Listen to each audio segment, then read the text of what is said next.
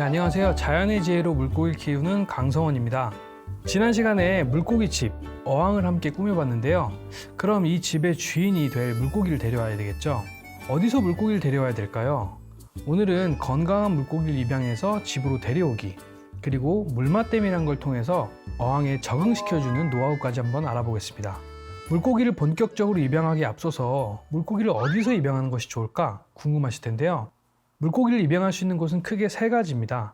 대형마트, 전문 수족관, 그리고 개인 분양을 받는 방법이에요. 현재 관상어 시장의 유통 라인은 크게 두 경로로 되어 있어요. 국내에서 태어났거나 해외에서 태어나 수입된 건데요. 물고기들은 처음 태어났을 때 만난 물의 성질에 가장 잘 적응하고 건강하게 자란다고 합니다. 물은 국가별로 채취하는 원수부터 정수 과정이 모두 다르기 때문에 조금씩 다른 성질을 가지고 있어요. 우리도 가끔 해외 나가서 물 잘못 마시면 배탈 나기도 하잖아요. 물고기들은 이 작은 물의 차이를 상당히 크게 느낍니다. 그리고 수입된 물고기들은 한국으로 넘어오는 과정에서 여러 번의 유통 과정을 거쳐야 하기 때문에 아무래도 이미 지쳤거나 스트레스를 받은 경우도 있죠. 자, 이제 건강한 물고기를 고르는 방법을 알려드리겠습니다. 저번 시간에 건강한 물고기 종류를 소개해드렸는데 다시 한번 정리해드리면 백운산, 제브라다니오, 고도비 이 세 종류는 건강해서 초보분들이 물고기를 입양한다면 이 종류로 시작하시길 권장드려요. 자, 이제 한 어항에서 어떤 물고기가 가장 건강한지 보는 법을 알려드릴게요. 첫 번째, 물고기 피부를 잘 살펴보셔야 돼요. 물고기의 비늘이겠죠? 물고기의 피부병은 참 흔한 질병 중에 하나입니다. 매끄러운 비늘들 중에 중간에 튀어나오거나 파인 것 같은 자국이 있을 때, 혹은 군데군데 색이 다른 비닐이 있거나 입이나 아가미 주변에 흰색 상처 같은 것들이 있는 경우에는 피부병을 의심해 볼 수 있으니 그 개체는 피해 주시는 게 좋고요. 가능하면 그 개체가 있는 어항에서는 물고기를 데려오지 않으시는 게 좋습니다. 자, 두 번째는 물고기의 활동성을 살펴보셔야 되는데요. 물고기는 대부분 많은 수의 새끼를 낳아요. 그 중에는 건강하고 빠른 개체들도 있지만 좀 작고 건강하지 않은 개체들도 있어요. 대부분 한 어항에 있는 물고기들은 같은 배에서 태어난 동배 아이들로 추측해 볼 수 있는데 그 형제들 중에 크기도 제일 크고 유형도 가장 빠르고 또 사료 주는 것 같은 모션을 취했을 때 가장 앞으로 나와서 먹이 활동을 하는 개체들이 건강한 개체들입니다. 그 개체를 데려오시는 것이 건강한 물고기를 고를 수 있는 두 번째 방법이에요. 마지막으로 시름시름 앓거나 죽은 물고기가 있는 어항의 경우에는 그 어항에서 물고기 입양은 피하시는 게 좋습니다. 물고기가 폐사하는 대부분의 이유는 질병이고 이 질병은 거의 전염성을 가지고 있어요. 굳이 질병에 감염되었을지도 모를 물고기를 데려올 필요는 없겠죠? 자, 이렇게 건강한 물고기를 고르면 대부분 이렇게 비닐봉투에 포장을 해주실 거예요. 이렇게 입양한 물고기는 이 물과 산소의 양으로 한 24시간 정도 버틸 수가 있는데요. 되도록 빨리 집에 가서 물고기를 풀어주시는 게 좋아요. 그리고 만약 입양하는 계절이 겨울이라면 그냥 실온에 노출시키지 말고 보온 박스에 넣어서 오거나 핫팩 등으로 보온을 해주면서 데려오는 게 좋습니다. 물고기는 종류를 떠나서 갑자기 변하는 수온에 매우 취약해요. 자, 이제 집에 왔으면 물고기를 어항에 풀어줘야 되는데요. 여기서 매우 중요한 과정이 있습니다. 바로 물맛댐이라는 과정인데요. 물고기는 수온이나 산성도 같은 물의 성질이 갑자기 변하는 것에 매우 큰 스트레스를 받습니다. 물은 우리 눈에는 다 같아 보여도 물고기들 입장에서는 굉장히 큰 충격을 받을 정도로 그 성질이 조금씩 달라요. 그렇기 때문에 물맛댐이라는 과정을 통해서 새로운 물에 천천히 적응시켜줘야 됩니다. 그중 가장 중요한 것은 바로 수온입니다. 자, 수온을 맞춰주기 위해서 이 물고기를 봉지채로 넣고 어항 위에 한 30분 정도 띄워둘 거예요. 그럼 이 비닐을 통해서 수온이 서서히 같아질 겁니다.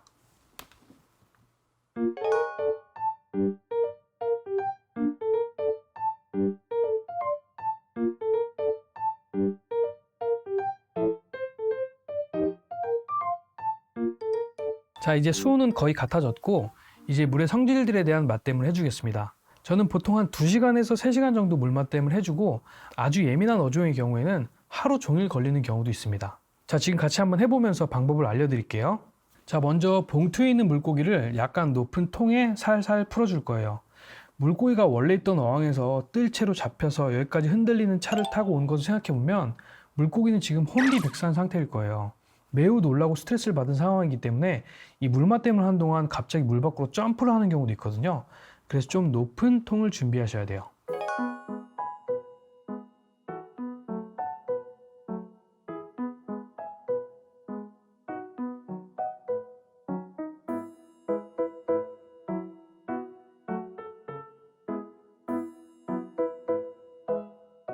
자, 이렇게 하고 나서 새로 넣을 어항에 있는 물을 한 방울 정도 이 물고기가 있는 통에 넣어줍니다.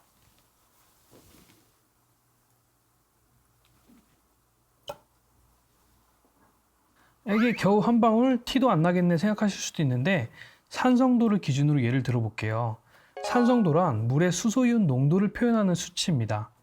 이 산성도가 1 정도 차이 날 때, 그러니까 한 어항은 산성도가 6이고 한 어항은 산성도가 7일 때 수소이온 농도는 10배가 차이가 납니다. 만약 2가 차이 날 경우에는 농도가 20배 차이 나는 것이 아니라 100배의 차이가 나게 돼요. 물고기들은 아가미로만 호흡하는 것이 아니라 비늘로도 물을 몸에 투과시키기 때문에 수소이온 농도 차이를 매우 예민하게 느낍니다. 그렇기 때문에 처음에는 이렇게 한 방울만 넣어주면서 적응을 도와줘야 돼요. 한 5분 정도 기다려주시는 것이 좋습니다.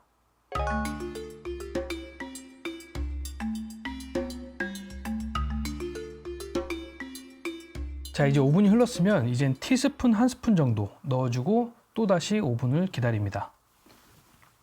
이렇게 양을 조금씩 늘려가다가 종이컵을 이용해서 물을 넣어줄 거예요. 사실 이 양을 정확히 얼마나 해야 한다 이런 건 정해져 있지 않아요. 다만 물고기에게 어항의 물을 천천히 적응시켜 주는데 최종적으로 물고기가 있던 물보다 어항 물이 한 2배 정도 많아질 때까지 넣어주시면 되고 이 전체 시간을 한 2~3시간 정도 해주시는 것이 가장 좋습니다. 사실 천천히 해주면 천천히 해줄수록 좋아요. 그리고 이 과정을 하는 동안은 되도록 주변 환경을 조용히 그리고 어둡게 해주는 게 좋습니다. 물고기들에게는 죽음의 공포를 느낄 정도로 스트레스를 받는 순간이거든요. 저는 물맛댐 할 때 불은 완전히 다 꺼버려서 물고기들을 재웁니다. 주행성 물고기는 빛이 전혀 없으면 잠을 자는 특성이 있거든요.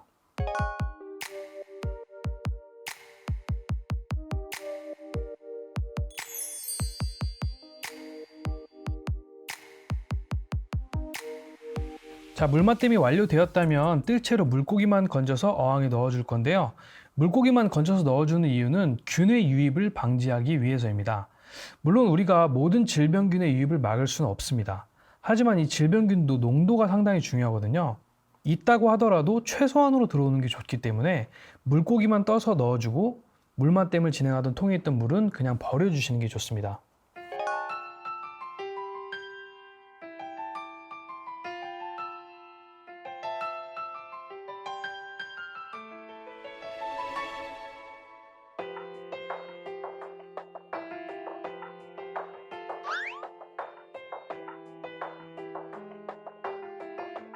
네, 아주 중요한 부분이니까 다시 한번 강조 드릴게요.